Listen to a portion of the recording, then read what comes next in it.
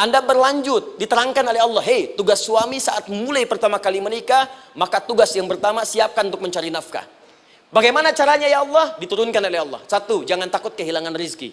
Jangan pernah mencuri, jangan pernah ngambil punya orang, karena punya kamu akan saya berikan sempurna. Kamu ngambil punya orang, maka kamu akan menyulitkan diri sendiri. Itu akan dikembalikan pada yang berhak.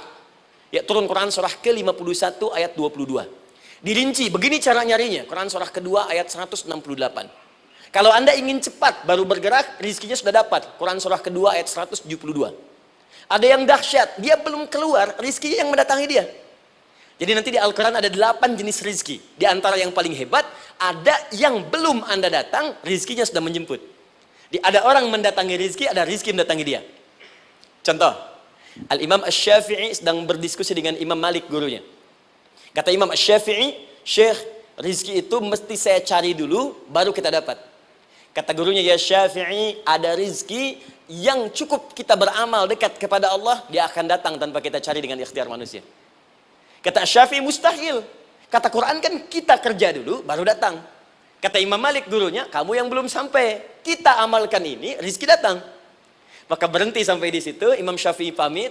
Di jalan tiba-tiba, beliau mendapati ada panen anggur, Pak, Bu. Terus dipanggil sama yang punya kebun. Ya, pemuda, katanya, sini. Mau bantu nggak? Kalau kamu bantu, kami berikan anggurnya. Maka beliau bantu, panen, petik, sampai setelah selesai diberikan anggur yang besar-besar, hanum. Senyum, senang beliau. Ternyata senangnya bukan karena dapat anggur. Senangnya karena merasa pendapatnya benar.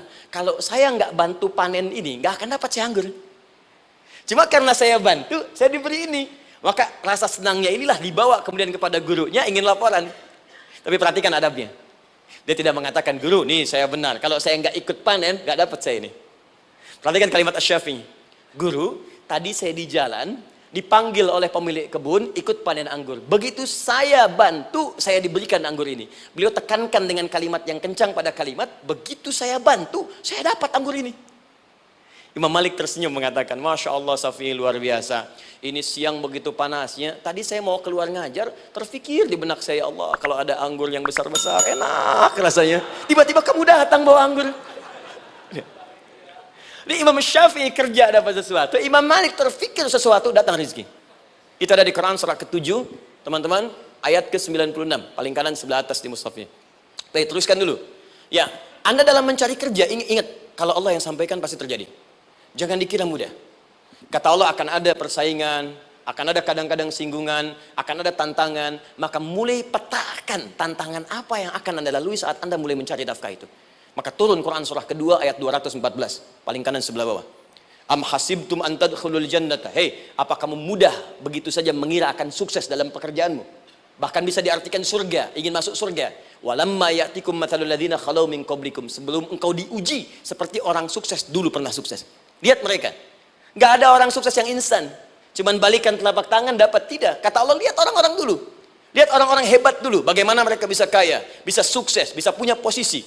Masat umul ba'sa. Petakan olehmu tantangan apa yang akan dihadapi saat engkau bekerja itu.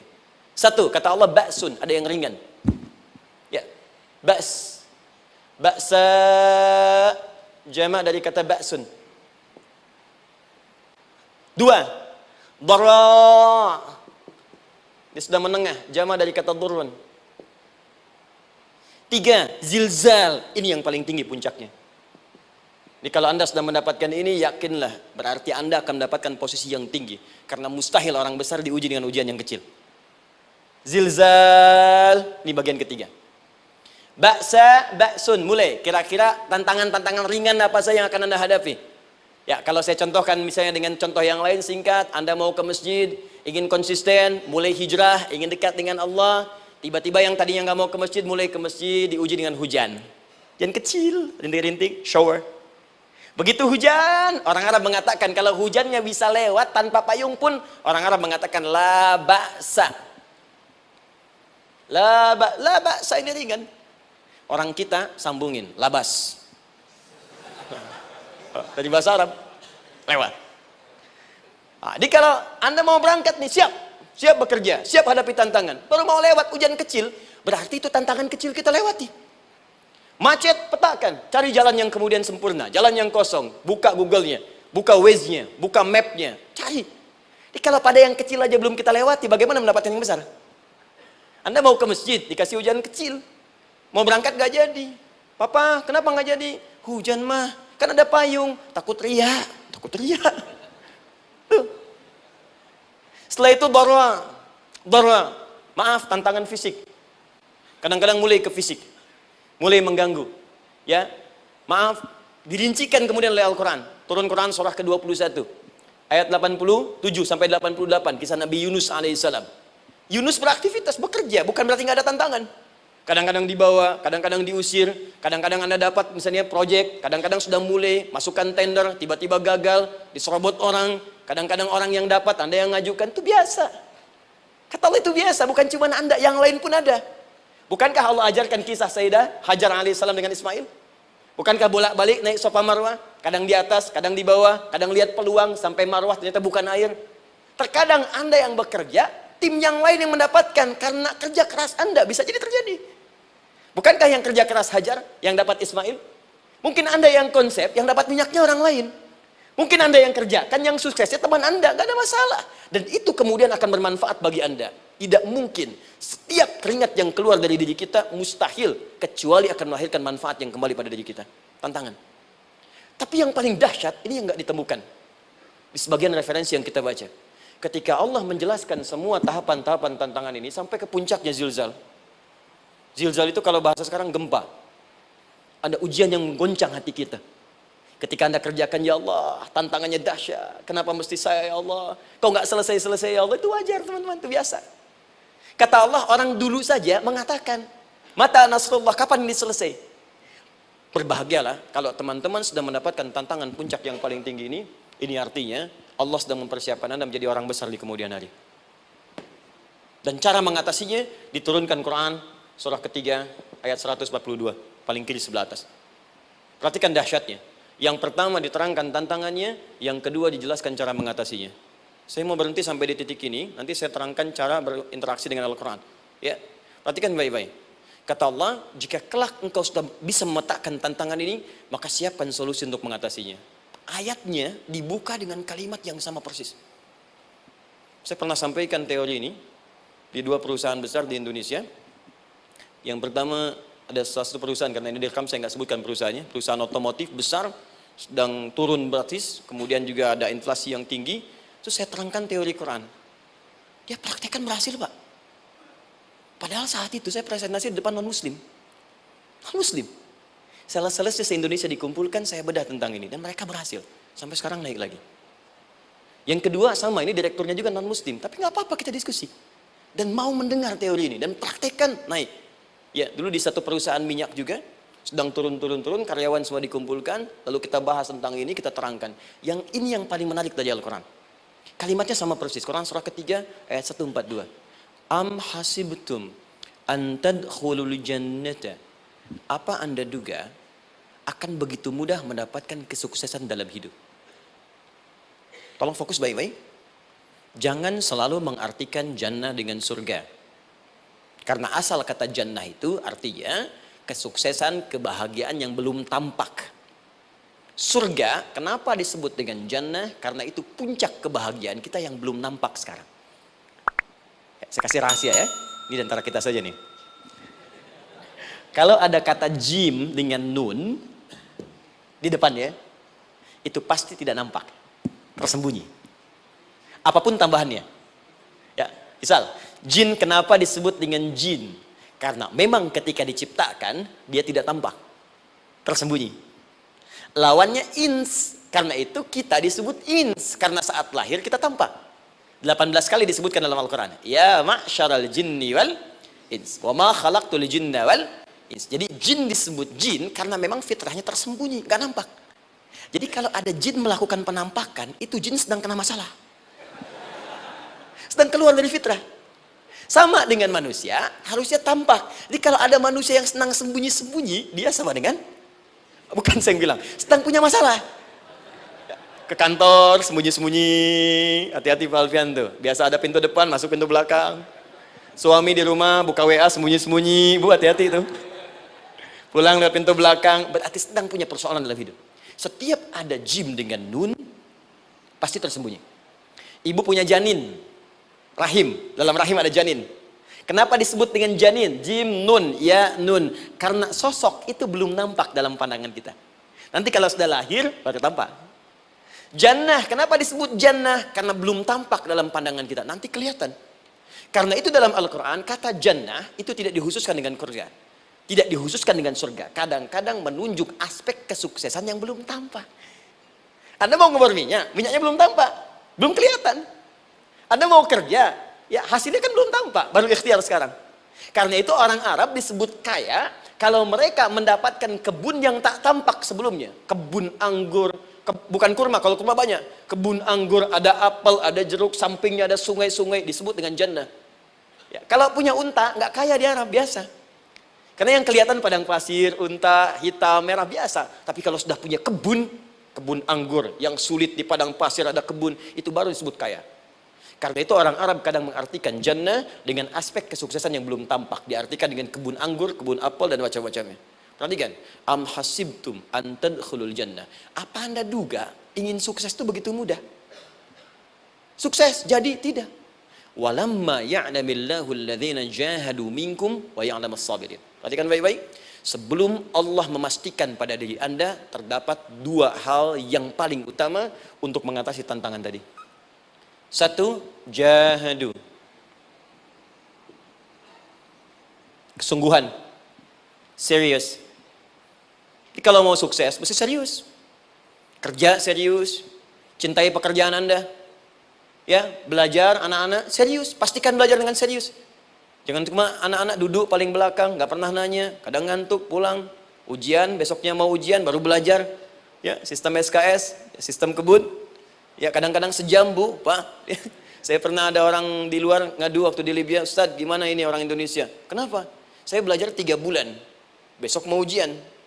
Teman antum orang Indonesia pinjam catatan saya, baru semalam, dia dapat 8, saya 7,5. Saya bilang, Anda belum tahu sistem SKS itu. Baik, ya. Tapi itu bukan solusi. Begitu ujian selesai, ilmu lupa. Itu poinnya. Jadi kalau hanya sekedar ilmu dipakai untuk ujian, pada prakteknya nggak akan terpakai. Ini banyak anak sekolah sekarang hanya belajar untuk ujian saja. Padahal kalau dipraktekkan, kadang kaitan dengan agama tinggi, Bu, Pak. Fisika itu dengan agama itu tinggi. Gaya F1 sama dengan F2, gaya gerak sama dengan gaya dorong. Gaya sedikit, maka keluarnya sedikit. Pukul kencang, bunyinya kencang. Imannya kalau kuat, amalan jadi banyak. Iman sedikit, amal pun sedikit. F berbanding lurus dengan P, hukum Pascal. Gaya berbanding lurus dengan tekanan. Masuk bab akhlak. Makin banyak gaya, makin banyak tertekan. Nah, itulah. Gaji 5 juta, gaya 10 juta. Kan? Ini serius. Serius. Di divisi apapun Anda, saya sepekan lalu lah, takziah ke tempatnya yang Habibie. Terus diminta tausiah di sana. Dan saya perhatikan beliau termasuk yang paling serius ketika diberikan tugas apapun. Gak pernah diberikan amanah kecuali mencintai pekerjaan itu. Yang Habibie demikian. Ciri orang sukses itu serius. Tapi keseriusan itu, kata Allah petakan jadi 3 bagian lagi. Karena jahadu itu punya 3 turunan kata. Satu, keseriusan merencanakan, disebut ijtihad namanya. Punya rencana. Mappingnya apa? Stepnya apa? Oke, Anda ingin kerjakan sebuah proyek, baik, proyeknya berlangsung berapa lama? Target kita apa? Jangka panjangnya, menengahnya, jangka pendeknya. Kemudian apa tantangan yang akan dihadapi di setiap tahapan-tahapannya? Selesaikan. Bahkan saking pentingnya tahap perencanaan ini, ditunjukkan oleh Allah langsung lewat sholat. Teman-teman masih ingat, sholat pertama yang kita kerjakan, setiap hari sholat apa namanya? Subuh. Apa artinya subuh? Tuh, ini masalahnya. Ini kata Al-Quran sendiri ya, kata Al-Quran sendiri. Nanti akan ditemukan orang yang ibadah tidak paham apa yang dikerjakan dan dilakukan dalam ibadahnya. Contoh sholat. Kata Allah akan ada orang sholat yang saat sholat tidak mengerti apa yang ia baca dan ia lakukan dalam sholatnya. Jujur tanyakan pada diri kita. Sampai detik ini, dari sekian ribuan kali ruku dan sujud, berapa persen bacaan sholat yang kita pahami? Jangan-jangan kita ruku tapi nggak ngerti yang dibaca. Sujud tak paham yang diungkapkan. Bagaimana bisa khusyuk? Mustahil. Maka kembali ke sini. Kenapa sholat pertama itu disebut dengan subuh? Teman-teman, ternyata semua nama sholat dari subuh sampai isya, plus bacaan dan gerakan dari takbir sampai salam, itu bukan sekedar gerakan semata. Semua ada artinya, ada maknanya. Dan diajarkan oleh Nabi langsung. Subuh disebut dengan subuh. Ada dua kata. Satu, fajar. Quran surah ke-17 ayat 78. Inna Qur'an al-fajri kana mashhuda. Kedua, subuh di surat At-Takwir. Was-subhi idza tanaffas. Kenapa disebut fajar? Fajar itu pancaran positif, pancaran kebaikan. Jadi kalau yang baik disebut fajar. Kalau yang jelek disebut fujur. Fujur ada di Quran surah 91 ayat 7 sampai 8. Wa nafsi wa ma sawwaha fa'alhamaha fujuraha wa taqwaha. Fujur itu rambatan gelombang buruk yang muncul dari nafsu. Ya, ditembuskan ke elemen tubuh kita. Misal gini. Tiba-tiba pengen marah. Ya, di tubuh kita mengatakan melotot, maka ini ada pancaran di hati kita nyambung kemudian ke mata. Ini rambatan dari sini ke mata disebut fujur namanya. Mau ke tangan pukul, masuk ke tangan. Itu rambatannya disebut fujur namanya. Ya. Yang baiknya disebut fajar. Ya, misal saya ingin sholat, tiba-tiba hati mengatakan sudah azan, merambat ke kaki, cepat melangkah. Cepat wudhu. Nah, itu rambatannya disebut fajar namanya. Atau infajar. Ini pasti ada, ya. Fujur nama lainnya nafsu. Disebutkan 115 kali dalam Al-Quran. Takwa, rambatan fajar, sumbernya takwa. Disebutkan 115 kali dalam Al-Quran. Di jiwa kita ada takwa, ada nafsu. Takwa yang dorong malaikat, disebutkan 88 kali dalam Al-Quran. Nafsu yang dorong setan, disebutkan sama 88 kali. Di setiap Anda akan mengerjakan satu hal, pasti akan yang mendorong pada yang baik, akan mencegah dari yang baik itu nafsu. Pasti itu. Pak Alpian mau tanda tangan proyek. Tiba-tiba disodorkan, Pak, ini Pak. Kok begini proyeknya? Perbaiki, karena ada yang nggak beres. Tapi fee-nya lumayan Pak, 1 miliar. Nggak bisa, jiwa takwa mengatakan jangan terima Pak. Bapak mengatakan maaf, ini jari tahiyat, gak akan pernah dipakai maksiat, perbaiki, datang lagi. Ini Pak, kok sama? Fee-nya diperbaiki Pak, 100 miliar. Nafsunya mulai berkata, terima. Takwanya bilang, jangan. Akhirnya beliau katakan, tangan tahiyat gak akan pernah dipakai maksiat. Tapi tunggu, saya istiqoroh dulu.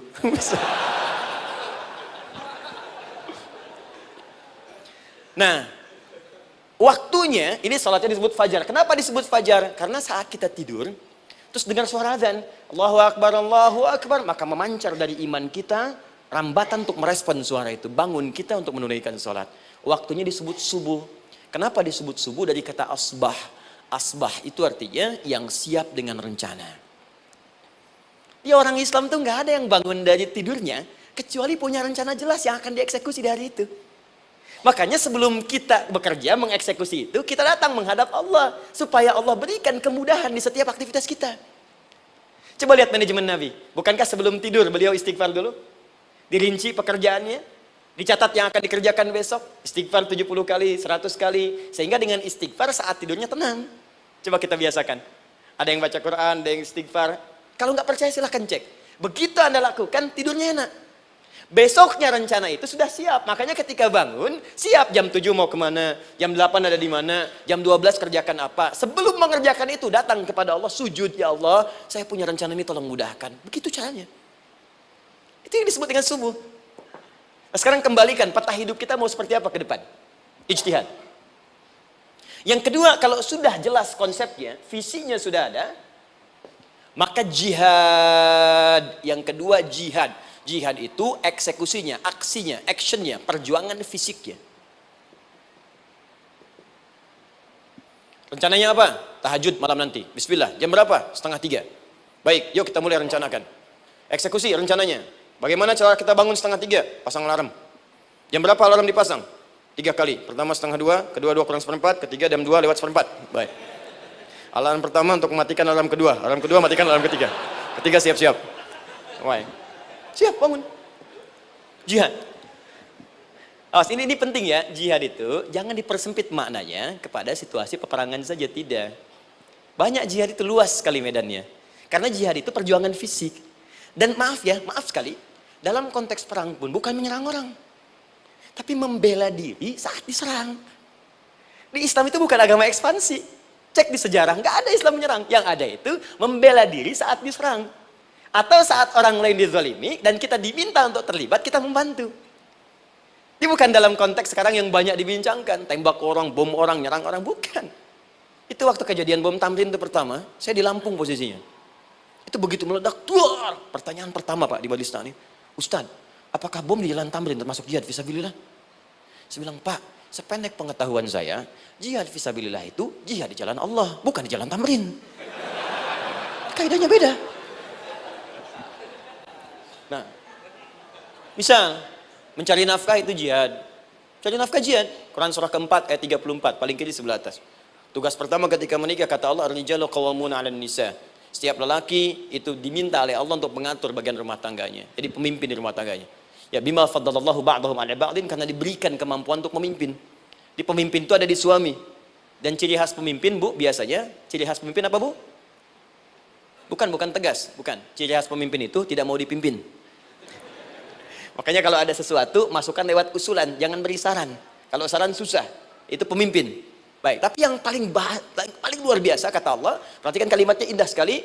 Wa bima anfaqu min amwalihim. Saya berikan tugas untuk mencari nafkah. Ketika seorang lelaki bertugas mencari nafkah, ingat ya, konteks apapun, kalau perempuan nanti bekerja bukan nafkah poinnya. Bisa hobi, ya, bisa aktivitas, tapi nafkah kalau sudah menikah itu ada pada suami. Perempuan tidak. Kalaupun tidak dilarang perempuan bekerja, tidak. Sayyidah Aisyah mengajar, ada yang para sahabiah jadi perawat, ya, ada yang pengajar. Banyak dulu sahabat Nabi yang perempuan mengajar. Ya, kan ada pelajaran-pelajaran khusus perempuan. Ya, ada bagian perawat, ada dokter. Ini kan yang ngandung perempuan, masa yang perisal laki-laki? Ya, ada bagian perempuan tertentu. Itu silakan bekerja boleh, tapi nafkah laki-laki. Begitu lelaki meniatkan pekerjaannya karena Allah untuk mencari nafkah, itu setiap langkahnya jihad fisabilillah.